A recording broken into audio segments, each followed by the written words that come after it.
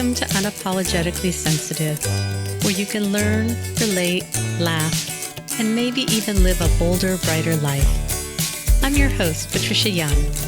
This is a weekly podcast where we explore the strengths we have because of our sensitivity and some of the challenges it poses as well. The information in this podcast is not a substitute for help from a licensed mental health professional. Hey there. To the creatives, healers, sensitives, and deep thinkers, how the heck are you all doing? Oh, I forgot to check. I think that you're going to be hearing this in probably late September. So how's your fall going? Is it getting chilly? Are you having pumpkin lattes? Are you getting your Halloween decorations out? I'm kind of bummed that I think Jen and I are going to record on Friday, but I wanted to just do a solo episode for you. I want to talk about expectations and disappointments. It's an ongoing thing. I think if you are a deep thinker and a deep feeler, you probably relate to this. I also want to talk about how we can assert ourselves, especially in medical situations. If we feel like we're not getting our needs met, there can be a lot of medical gaslighting and pressure. Also, for my birthday, I want to talk about some things that went on around my birthday. But my husband, my son, my mom, Jen, and Soup Jean all wrote their appreciations for me. And we talk about gentle parenting on here sometimes, not a whole bunch, but my kids just wrote some really beautiful things, and I want to share some of them with you. And,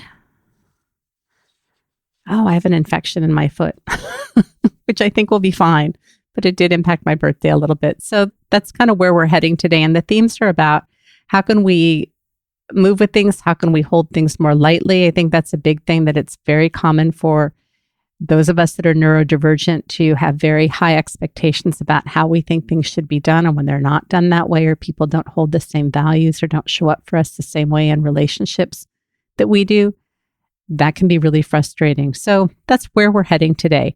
I think what I want to start with is, in an earlier episode, I talked about this group, that one of the groups that I belong to. I actually belong to quite a few groups these days. But there are a couple things. I talked about feeling like I wasn't chosen and maybe this group isn't for me and I'm not for them.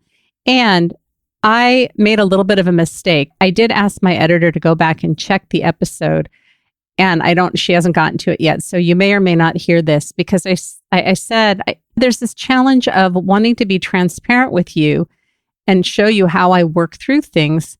And oftentimes the things that I talk to you about are things when I have a reaction or don't feel included, things that I think are very relatable to you. I have not figured out a way to talk about these things without potentially hurting, offending, or exposing people. I do my best to keep things as anonymous and vague as I can. I know some people listen to the podcast, and it is never, ever, ever my intention to shame people, make people feel bad, to call people out. I don't know how to do this podcast without talking about what some of the things that activate me are. And what I want to say about this situation, if you do end up hearing it, is I was wrong. I was very wrong. I was very surprised. And that's all I'm going to say, because I don't want to give away information, and I want to be really respectful of everybody having a right to be where they are. I think the topic of knowing that you have friends that are going out and doing things and not being included. Sometimes there are group texts or group chats, or you find out that maybe people from work or family did something and you weren't included. How do we navigate through that? Because it does feel hurtful. I think it does bring up that sense of not being included, wondering if there's something wrong with you. I actually had a random thought the other day about somebody that I was close with for a pretty fair amount of time. We did a lot together. We're also part of a group. And I noticed that this person has been doing things with other people in the group and not me. They're not activities I would actually choose to do. But I did get this kind of thought that crossed through my mind about, I wonder if how I show up in the world, I'm neurodivergent. People really love my qualities, or they can be really annoying. And I'm okay with that. I'm intense. I ask a lot of questions. I like talking about what's going on with me. I provide great depth and insight if you're struggling with stuff. I am not for everybody, and everyone's not for me. And I did get this random thought, and it was a little bit of shame of like, ooh, I wonder if I was too much, and she just decided to move on. I have nothing to support that. I have no evidence to, but I share this with you because I think these thoughts are average, they're common. Sometimes we, like in the situation that I started with, I made a judgment that I wasn't included, and I was really wrong. I'm human. We're human. I'm not going to talk too much more about this, but I think that this is very, very, very relatable. And something came up recently where I chose to invite one person and not somebody else, and these two people know each other, and the other person found out that they weren't included, and I don't ever want to hurt anybody's feelings. And I did what I could to make it right without talking about it. I think that's all I want to say about that. This stuff is hard, y'all. Sometimes it is hard. I want to move on to talking about birthdays. And I've been talking to a couple of people that have had birthdays recently, and expectations and disappointments. Ugh. And I thought I was navigating this really, really well. I really did. And I would say probably 85, 90% of it, I managed really well. And I had, I think, 2 days where I just sunk into my stuff. And I'm okay with that. There is nothing wrong with that. I really want to normalize. It's okay to cry. It's okay to have big feelings. It does not mean that there is anything wrong. We are feeling human beings. So again, it's hard to talk about these things without making anybody feel bad. What I'm going to say, and you're just going to have to fill in the gaps here, I was convinced that I was getting something that I really, really wanted. Really, really wanted. And the day before my birthday, I found out I wasn't getting it. And the good news is that the giver had no idea about this, but it was the day before my birthday, and I had to go to Jen and some other friends, and I found a safe place that was not around the giver to talk about my reactions. And I had some really big feelings about it. And I also had some concerns about the gift that I thought that I was getting, that I thought I really wanted, because based on how I function and what I'm able to do, there may have been some things that were problematic about this gift. I felt really grateful about that. The other thing, and I'm kind of disappointed that Jen and I aren't recording today, because we said we were going to talk about this, but since we're talking birthday today, I'm just going to talk about it here. Jen and I had talked about her coming out for my birthday. And I said, no, I saw her in April. I went out there in June. I'm going back in October. Her life is much busier, and I felt like it would be okay if she didn't come. But my husband had asked for her phone number. There were some things that were going on behind the scenes. I kind of was wondering, is this person going to show up and surprise me? Is Jen going to show up and surprise me? Is there something going on? And one of the days that I was very upset and became dysregulated, I was crying, and I just told my husband, I'm having a really hard time with expectations. He's like, do you want me to tell you what's going on? And I thought, no, I really want to be able to manage this on my own. But it was hard. And then I'd totally forgotten about it. And then the day that this thing came up with the gift, I realized, oh, tomorrow's my birthday. And Jen hadn't been in communication with me as much as normal. We share on Find My Friends. So, I looked to see she was at home, and then I just got disappointed. It's like, I don't think I knew that I had that expectation that she might come. And I felt so sad. And we ended up talking, and it felt scary to tell her this. And I don't think I've really ever allowed myself to fully feel disappointment. And how many of you is this relatable to, that you've had multiple disappointments in your life and it was not safe and it was not okay? And so maybe you'd cry for a second and then you go, it's okay, and you'd move on. That's true for me. I really let myself feel the depth of the grief of the fact that Jen wasn't going to be here. And I really wanted her to be in San Diego for my birthday. And she was okay with it. And then what I found really interesting was she said, oh, I have something that I need to get in the mail to send you. And I said, well, could you bring it in person? But I noticed that I dropped the volume of my voice. I dropped the tone of my voice, because there was something in me that said, if you push too hard, Jen is going to say, that's enough. You need to stop pushing. This is not about Jen. This has never come up with Jen before. But this fear of, it's not okay for you to want something and you cannot ask more than once for it. The voice in my head is like, I said no, the answer is no, and that's it. And I'll tell you, one of the things that I did with my kids is I really let them push with no and with boundaries. And I can remember being an adult. I can't even remember what it was, but I was told no. And I'm like, okay. And I walked away. I thought, I'm an adult. There's no reason why I can't go back and question and advocate for what I want and need. But because that's not how I was raised, it can be really difficult. Again, if you know my mom, no need to say anything. This is just how I was raised. I don't hold any malice towards my mom about this. But it was really interesting to see that fear of that young part, like, I don't care what happens, Jen, I want you to come. And I think it came up one more time and I said something and then I'd be like, are you okay? How is it for you hearing that? She was able to hear that and there wasn't any reaction on her part. So given the two choices of having Jen actually come and surprise me or having this joyful, painful experience of being able to fully experience my disappointment and to be able to vocalize it more than once, obviously I'd choose having Jen come and not having to do this lesson. Hello. And I was really aware in the moment how powerful that was to be able to be fully authentic, fully human, and to have this really healing experience. I tell my clients, and this is what I tell myself, that when things come up and they're difficult, I know that it means that there's healing to happen.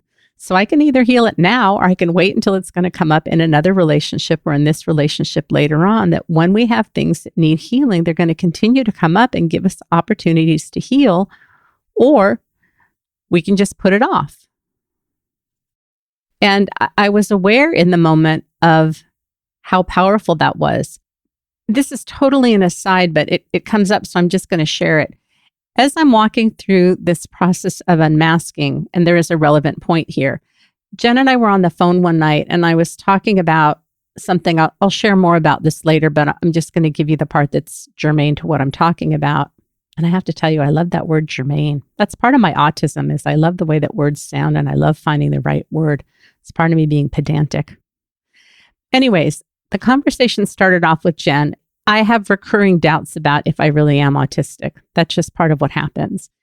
So I started out telling her, what if I'm not autistic? What does it mean? I've talked about it on the podcast, blah, blah, blah. At the end of the conversation, Jen needed to go, and I often want to keep talking. And I realized, and Jen is the person that I probably feel the safest with in an intimate relationship. My husband as well, but the dynamic is different because we live together. And I realized that I can't tell when it's time to end a conversation. And I often will end a conversation to preserve the other person's time. And I knew she had stuff to do. And so I said, let's wrap it up. I know you've got stuff to do. And then the tears came. And I realized that this is part of my masking, because I can't tell when it's time to end a conversation. And I tend to want lots of connection. And the fear is, if I don't mask and end conversations when I think the other person wants to end it, it's not based on anything that I have any sense about. It's like, whatever that thing that tells you when it's time to end a conversation, I went to Starbucks when they were handing out that piece of information. I just don't have it. And my fear is that Jen is going to not want to talk to me, because every time we talk, she has to tell me it's time to get off the phone. And Patricia always talks on the phone for too long. The conversations are long. I hate it. I dread it. This is not based on anything that Jen has ever said. This is what goes on for me. And I was surprised to see that this is another area for me with my autism where masking happens, because I don't know what I miss the social cue. I know that she's busy, so that's kind of why I end the call, but I don't have an internal sense of like, I've had enough, I'm ready. And I just thought it was ironic that the conversation started with, I don't know if I'm autistic, I'm having some doubts. I really do know in my heart of hearts, and I will be talking more about self-diagnosis, getting formal diagnosis, all of that later on. But for now, this is what's relevant. And again, the irony of this thing with Jen about wanting her to come for my birthday and then feeling disappointed when she didn't, but getting this gift of being able to process very deeply. And the same thing with starting out the conversation with Jen, like, I'm wondering if I'm autistic. I'm really not, but I was. And then ending it with very concrete evidence that, yeah, everything points to autism. Anyways. So a couple things. I forget how connected I am to people. And my narrative tends to be, I don't matter. I don't make a difference. I just do what I do. I can get really kind of stuck in my head and stuck in my world. And I was really astounded with how many people reached out to me on my birthday and how connected and how loved I am. And I would love to be able to keep that inside and to hold on to that. The other thing I want to say, I'm just laughing at where I go with this. In one of the earlier episodes, when I came out to y'all as being autistic, and I said, I don't really want people in my life coming up to me and talking about my autism. I think I want to make an amendment to that. Let me tell you something that happened. And I don't think I had a full thought when I shared that. And this is about being in the process and allowing it to unfold and having permission to change things as they come up for me. So a close friend of mine that I've known for many, many, many years reached out to me via text and said, happy birthday. And she said, I've been listening to the podcast on and off, and I love how authentic you are.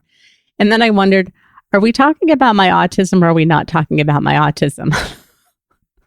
I thought, this is a problem. So I just texted and said, can we have an awkward conversation? And I waited for a response. And then I just said, I don't know if you're listening to all of the podcasts. I announced I'm autistic, and my concern is I don't want to hear, but you don't seem autistic.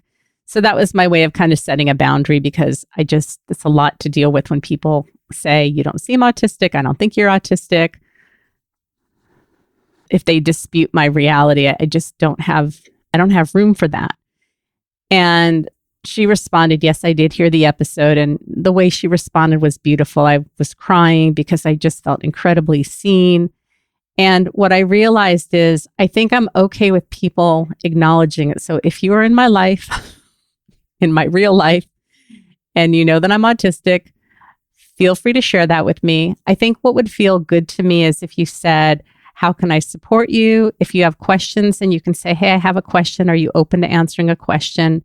If it's coming from a place of really wanting to understand more about me, then it feels like I'm being seen. If it's trying to figure out if you're autistic and if you have doubts about me being autistic and you don't believe it, then maybe better to find somebody else to talk to. But I want to make an amendment to that.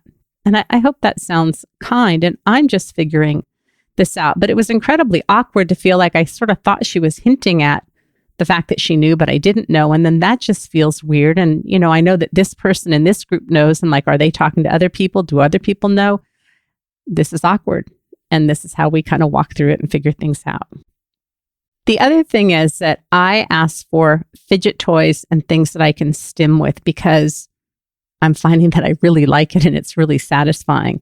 And it was kind of funny that one night Jen was using Marco Polo with me, and she and her daughter Liv were there together.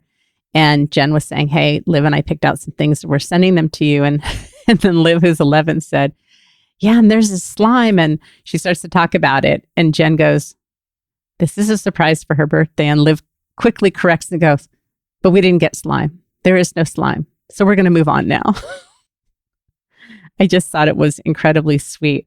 I really need to work on getting sponsors, but I'm just going to give y'all a freebie.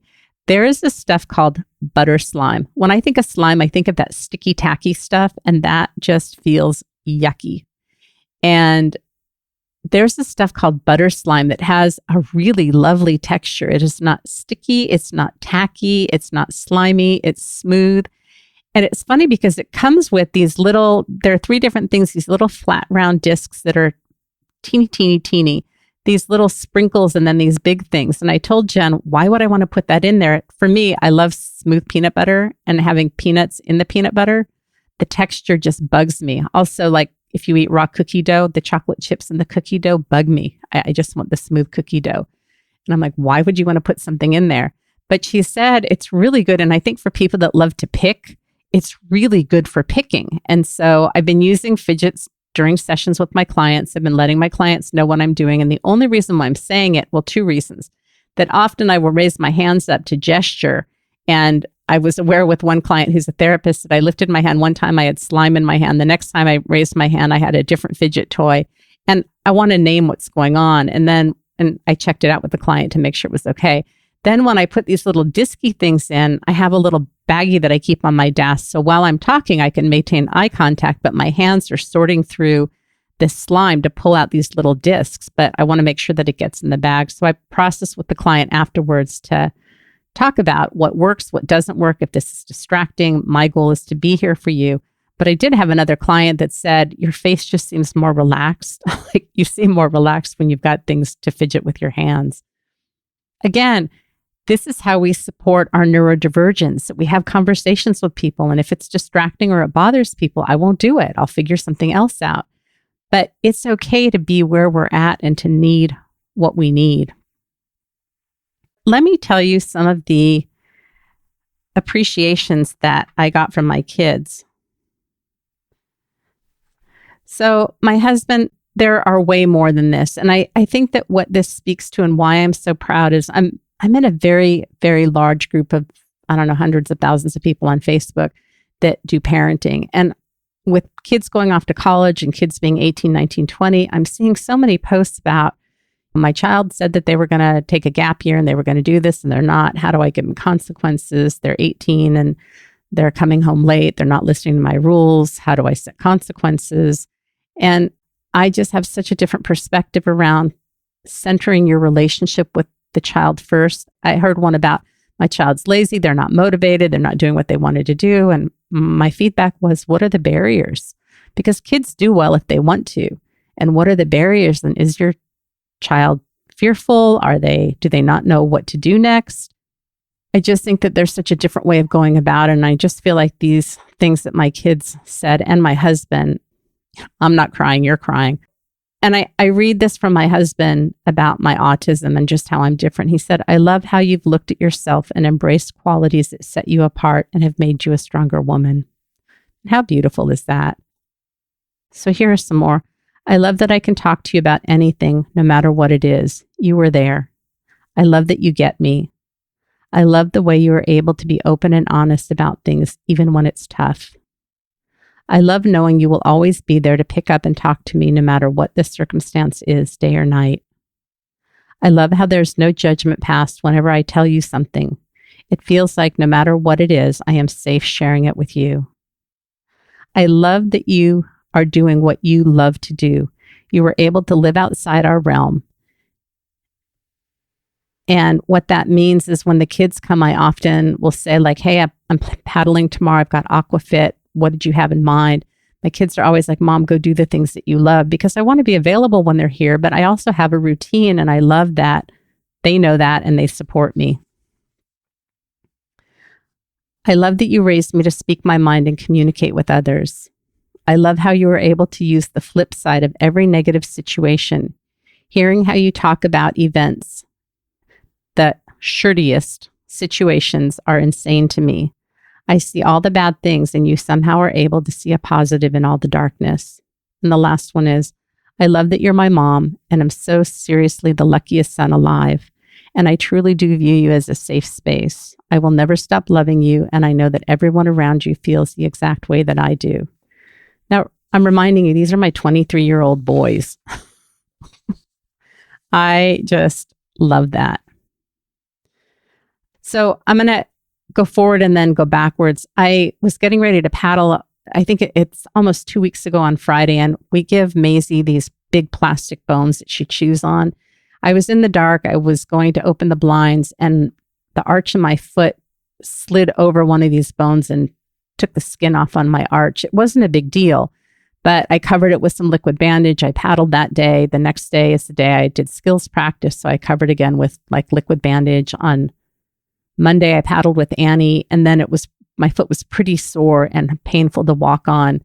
I took a day off. I rested. On Thursday, I did Aquafit, and then I happened to see the doctor on Friday for something unrelated, and my foot's infected, and I've been on antibiotics for almost a week now, and it's not getting worse, but it's not getting better. So I'm going to be going back tomorrow, and as a result of this, I'm needing to not walk on my foot. I'm not walking the dog. I'm not doing any physical activity. I'm pretty much grounded and out of the water and elevating my foot.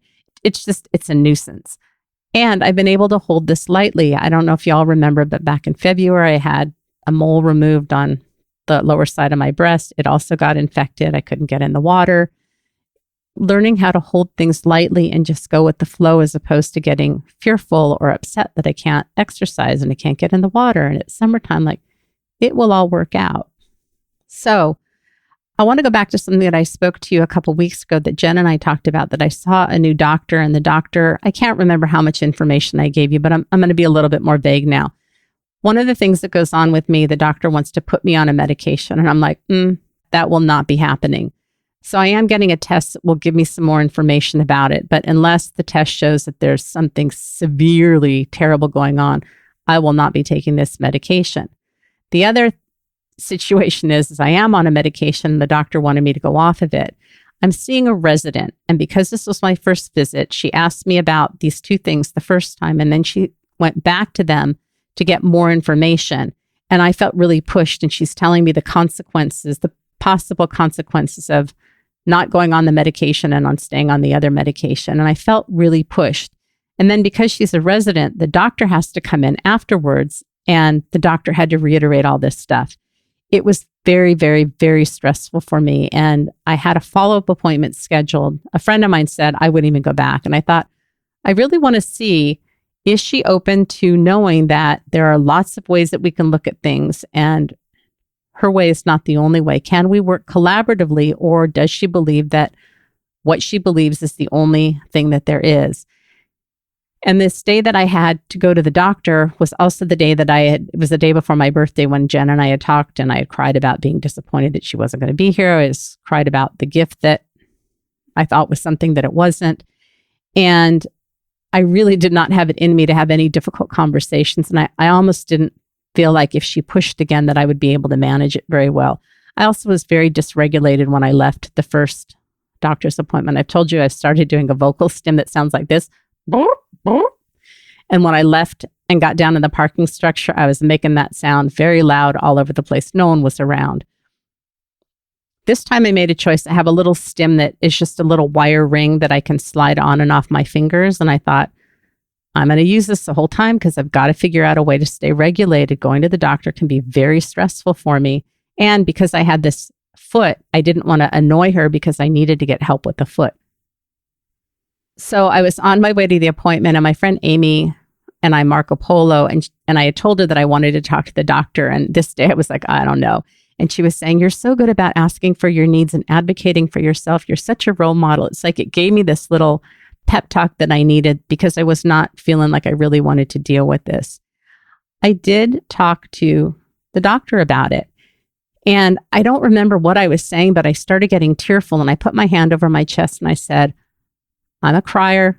I'm fine. This is just what happens with me. So I know a lot of you have trouble or struggle when you start to cry and you feel embarrassed. Like, it just happens and I can't control it. And this is how I managed it. I just named it. And it actually felt like I saw something shift with her when I said this. I also said there was nothing that you did that was abusive. You didn't raise your voice. I'm just very sensitive. And the fact that you brought it up 2 times and then the doctor came in and also talked about it, I felt really pushed. And what works with me is a gentle touch. And if I'm feeling defensive, I can't hear what you're saying. And if I come in here feeling defensive, I can't be open and receive what you have to say. And she really heard me. And we talked about how she can change this in the future. She said that if I'm feeling it, to let her know. She said this is going to be an ongoing dialogue that we'll have. She's a resident, and residents often have lots of great information because they've just finished medical school, which is why I was okay seeing a resident. I also may be giving her a gift on how she can be more aware of what works with different types of people without saying, I'm a highly sensitive person, I'm autistic. And I'll tell you, I am really not confident in sharing my autism diagnosis with her because people don't understand and I don't want to be treated a certain way. So for the time being, that is not something that I'm going to share with her. But I did have a fidget there. But I left feeling so empowered. And then it's funny because I've had to go back to the doctor, and the labs and the mammogram and everything is in the same building. And the last couple times, including this visit, when I got in the elevator, I was like, burp, burp, burp, and that was the end of it.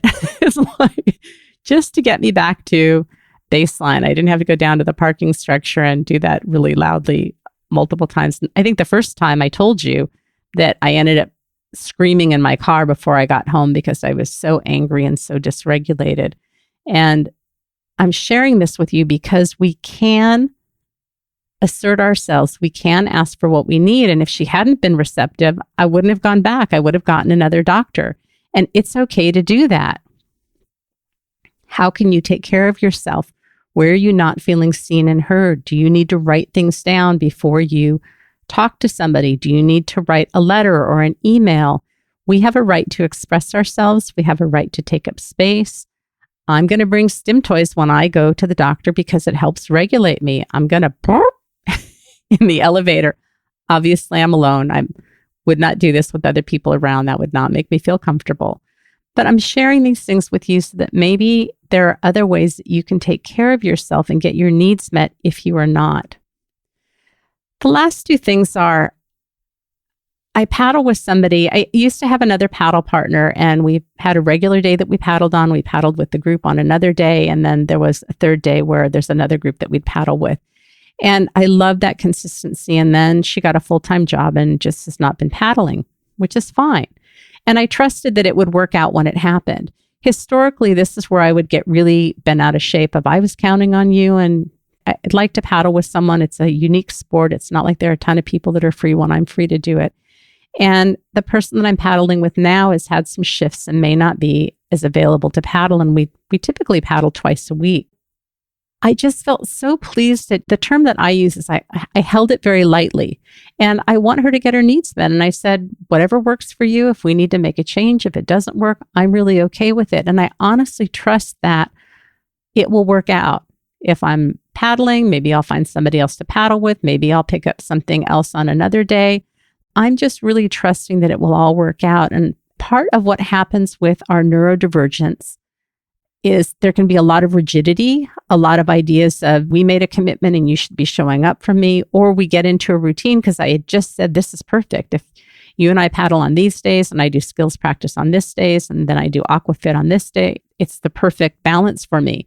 And then she said, I don't know that this is going to work. It's okay. I had a plan and the plan can change and I can be okay with that. Are there areas where you get angry, upset, frustrated, disappointed? You feel like people should be showing up for you? Sometimes it's justified. I mean, I don't know what justified and not justified is. If you have people you can't count on and you're constantly disappointed, that's pretty legitimate. But this is somebody just needing to make changes. And when I'm able to hold it lightly, there's just a sense of calm in that and a knowing like it'll work out. I don't know what it's going to look like.